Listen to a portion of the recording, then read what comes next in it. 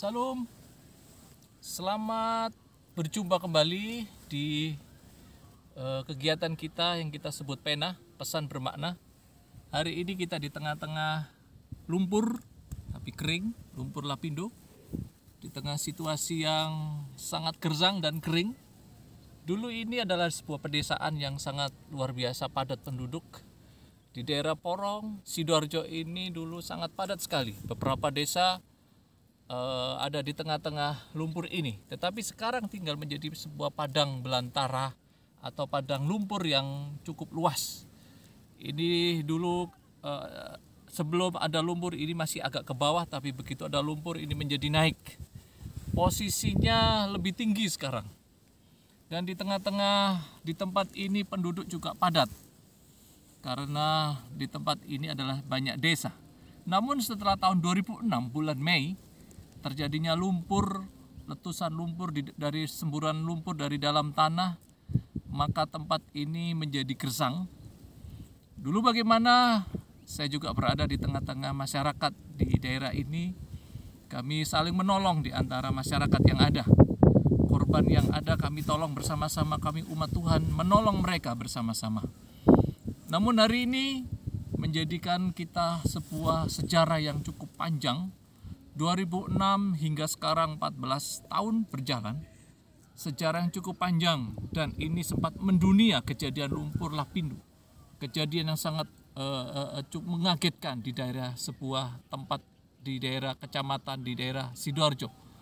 Namun hal ini tidak lagi menjadikan kita menjadi ketakutan masyarakat, namun sekarang hari-hari ini banyak orang yang akan berkunjung dan melihat lumpur secara langsung dari dekat. Nah, siang hari ini kita akan belajar satu hal di tengah-tengah situasi ini. Ketika ada disaster bencana yang cukup mengagetkan tahun 2006 bulan Mei itu, begitu banyak hal yang terjadi yang membuat setiap orang mengalami sebuah kegentaran, mengalami sebuah kengerian. Kita menganggap waktu itu kejadian ini sebagai kejadian yang sangat mengagetkan. Banyak orang yang stres, banyak orang mengalami pressure yang cukup panjang, bahkan ada yang meninggal bunuh diri di tengah-tengah lumpur.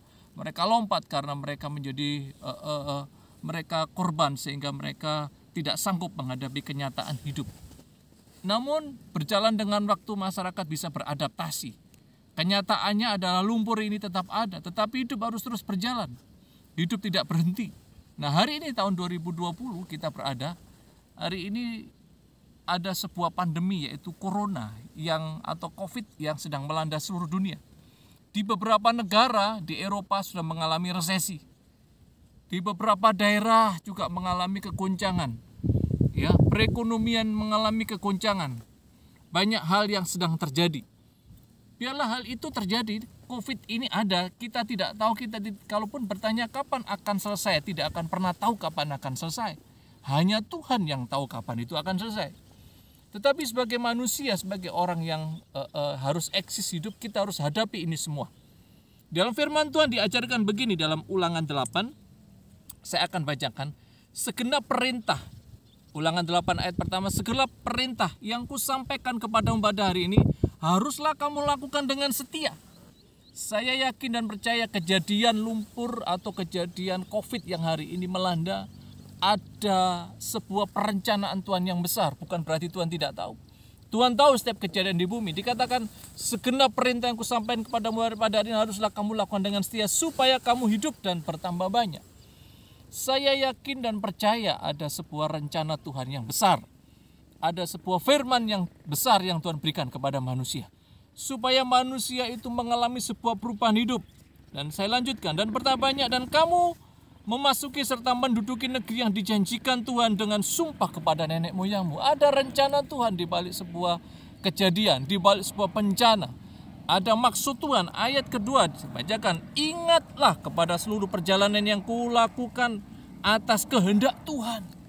Nah, rupanya ada sebuah kehendak Tuhan di dalam sebuah kejadian, seperti bangsa Israel dalam Ulangan, yang menghadapi sebuah kenyataan. Ingatlah kepada seluruh perjalanan yang kulakukan atas kehendak Tuhan Allahmu di padang gurun selama 40 tahun ini dengan maksud.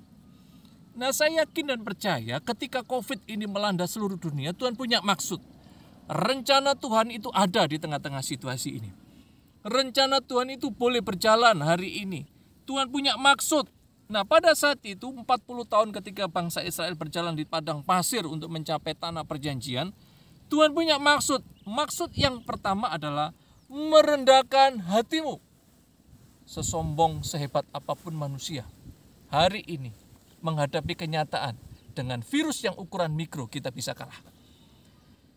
Dengan maksud merendahkan hatimu. Hari ini saya beritahukan orang-orang engkau yang berduit, orang-orang engkau merasa hebat, orang-orang engkau merasa pintar. Saya beritahu, dengan virus, dengan ukuran mikro engkau pun tidak akan mampu mengalahkannya. Engkau tidak bisa berkata, aku hebat, aku kaya, aku luar biasa. Tidak. Tetapi dengan maksud merendahkan hatimu dan mencobai engkau untuk mengetahui apakah ada yang dalam hatimu, yaitu apakah engkau berpegang pada perintah Tuhan atau tidak. Yang kedua, kalau yang pertama kita dibuat menjadi orang rendah hati, semakin menyadari bahwa manusia itu perlu Tuhan.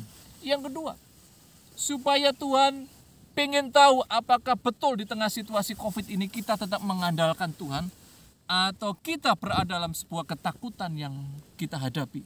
Takut menghadapi kesengsaraan, takut kalau bangkrut di tengah situasi COVID, takut. Saya beritahukan, takut tidak akan membawa engkau pada keselamatan. Takut tidak akan membawa engkau dalam anugerah Tuhan, tetapi takut akan menjauhkan engkau dari Tuhan. Tetapi orang yang mengandalkan Tuhan di tengah situasi COVID ini, tahu rencana Tuhan yang indah, saya yakin dan percaya engkau akan menemukan solusi yang terbaik. Karena hari ini COVID ini boleh ada, tetapi bukan berarti COVID ini akan menghabiskan kita. Memang COVID ini sangat mengerikan kalau kita lihat. Mengerikan, membuat kita takut. Banyak orang yang akan mengalami situasi sulit. Dengan ukuran mikro banyak orang meninggal karena COVID ini. Kalau kita lihat di jalanan banyak ambulans sekarang yang lewat. Tetapi orang yang berada di dalam Tuhan, mengerti akan kehendak Tuhan. Ketika COVID ini ada, saya yakin di balik COVID ini ketika kita mengerti dan mengandalkan Tuhan, di balik ini semua ada kebaikan yang Tuhan berikan. Roma 8:28 dikatakan bahwasanya Tuhan akan mendatangkan kebaikan bagi orang mengasihi Tuhan. Saya beritahukan hari ini di dalam kehidupan kita, andalkan Tuhan di tengah COVID, lakukan yang baik. Karena di sana Tuhan sedang merancang yang terbaik buat kita. Mazmur 37 ayat 3 dikatakan, andalkan Tuhan, bergantung kepada Tuhan, serahkan hidupmu kepada Tuhan dan lakukan yang baik. Tetap lakukan yang baik.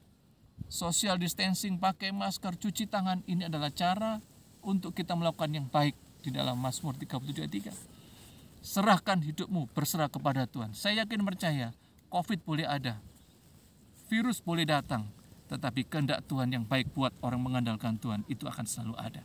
Ada harapan yang besar, ada rencana Tuhan yang besar untuk kita. Lakukan yang baik, andalkan Tuhan, dan percayalah kita akan menemukan rancangan Tuhan yang terbaik.